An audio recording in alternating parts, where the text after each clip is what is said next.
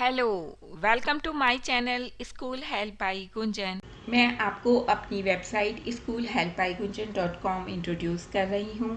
ये आपको नोट्स के लिए हेल्प करेगी, आपको कोई डेफिनेशन की रिटन फॉर्म चाहिए उसके लिए आपको हेल्प करेगी, एनसीईआरटी सॉल्यूशंस और वर्कशीट्स में भी हेल्प करेगी।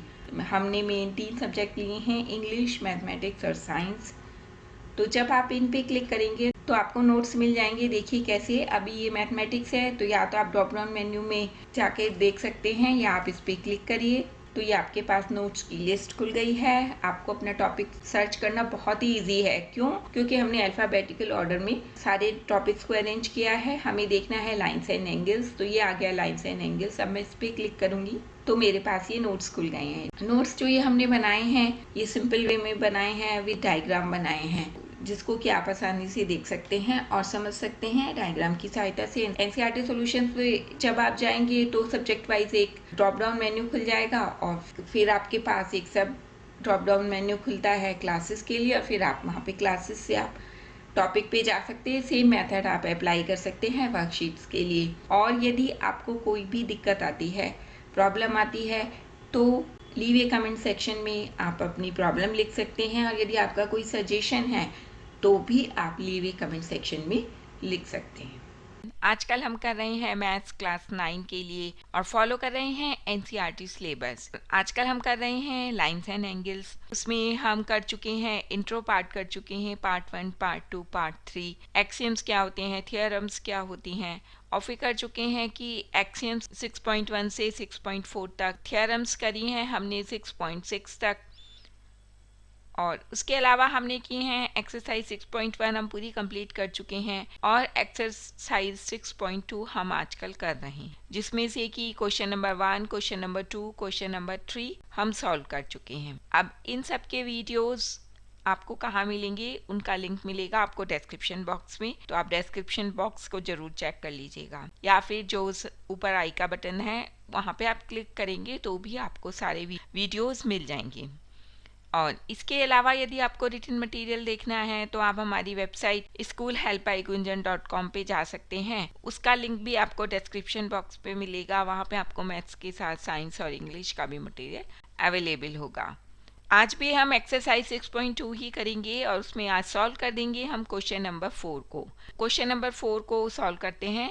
ये क्वेश्चन नंबर 4 और उसका डायग्राम है।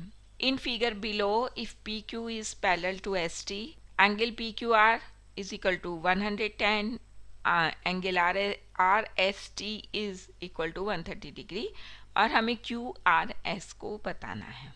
तो ये वही डायग्राम है जो कि हमें क्वेश्चन में दिया गया था, और उसमें है PQ is parallel to ST, PQ is parallel to ST।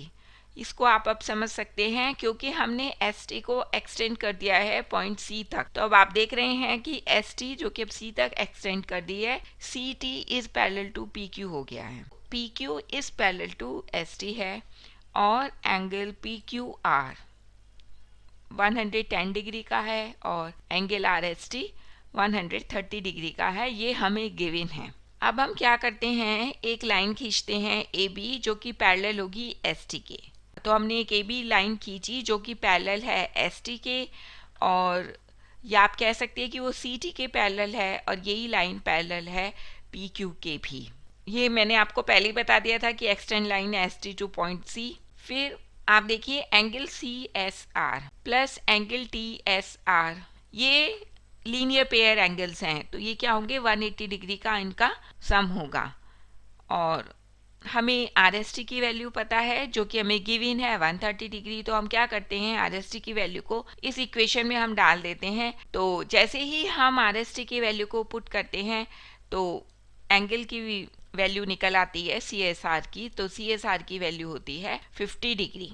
अब ST is parallel to AB, क्योंकि हमने अभी आपको बताया था कि हम कह सकते हैं कि CT is parallel to AB। RS या SR लाइन आप कह लीजिए, ये क्या है, ये एक ट्रांसवर्सल लाइन है। तो बेसिक बात आपको ये समझनी है कि ST या CT पैरेलल टू AB और RS एक ट्रांसवर्सल लाइन है। अब जब RS एक ट्रांसवर्सल लाइन है और ST और AB पैरेलल लाइंस हैं तो क्या होगा, सोचिए कौन से एंगल्स होंगे जो कि ऑल्टरनेट इंटीरियर एंगल्स हैं।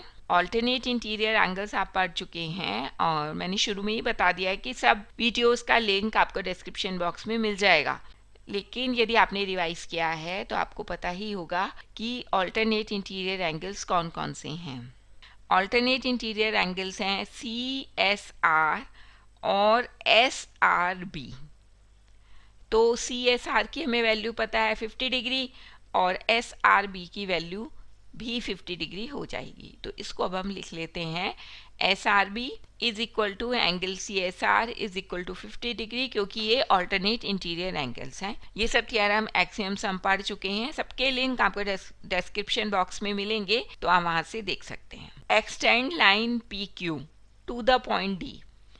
तो अब लाइन PQ को हमने एक्सटेंड कर दिया पॉइंट D तक और पॉइंट D ट्रांसवर्सल SR को काट रहा है।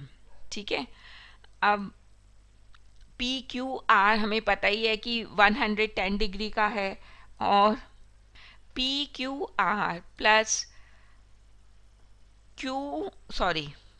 DQR, PQR प्लस DQR, इनकी रिलेशनशिप क्या है? ये लीनियर पेयर एंगल्स हैं। क्योंकि ये लीनियर पेयर एंगल्स हैं तो एंगल का सम कितना होना चाहिए? 180 डिग्री। और हमारे पास PQR की वैल्यू है तो हमारे लिए कितना इजी है कि हम DQR की वैल्यू निकाल लें। तो फटाफट से हम क्या करेंगे, PQR की वैल्यू को पुट कर देंगे तो एंगल DQR आता है 70 डिग्री का। सेम डायग्राम है ये। अब आप इसमें देखिए PQ is parallel to AB और QR ये क्या हो गई?